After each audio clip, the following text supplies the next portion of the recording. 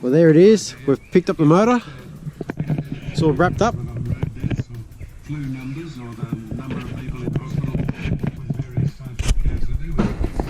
So I'll take the plastic off, see what we've got here. Beautiful.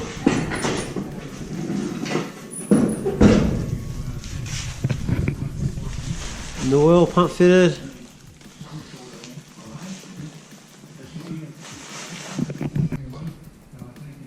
So I've got the ARP head studs, they're about to go in.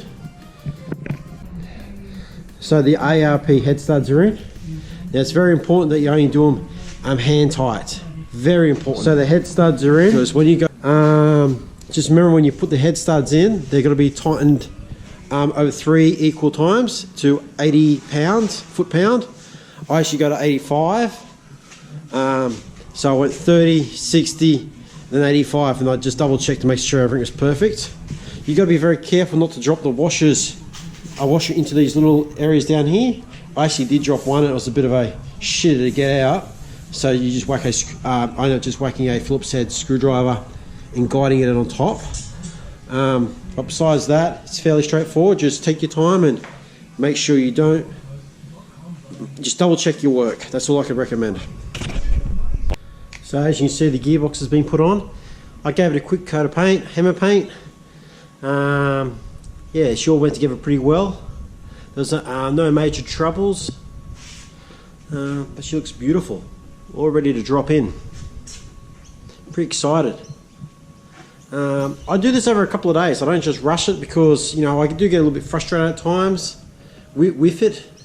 So I do take my time and I make sure everything is perfect. So I don't want to make any mistakes. And if you get a little bit tired, take a break, you know, come back and do it the next day. If you get frustrated by one thing, like sometimes putting these gearboxes on, try to guide them on, it's a little bit difficult. And especially if you're doing it on your own. I'm lucky I do have my dad helping me, but I can imagine if you were doing it on your own, it'd be a bit of a pain.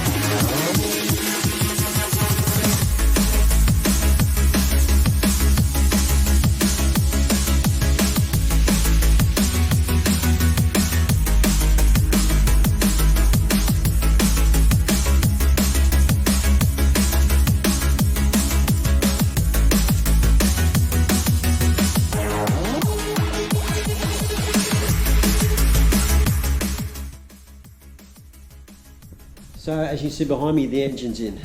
Hooray! So, but if you look at the time-lapse video, you'll see that the engine crane moves a little bit. And when the engine crane moved a little bit, the engine actually slid and actually jammed my head. Only a little scratch, no big problem.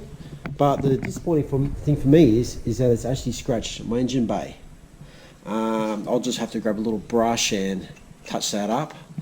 But you know, that was a little bit disappointing because I put so much effort into making sure this engine bay is as tidy as possible and shiny, and I was hoping something like that would not happen. And we're actually quite careful also, so yeah, shit happens sometimes. But hopefully in the next couple of days I'll get up here and I'll finish it and I'll get the motor started and I'll post a video of the motor starting. Fingers crossed, no problems, and it starts easy because it is a freshly rebuilt motor. So until next time, I'll see you then.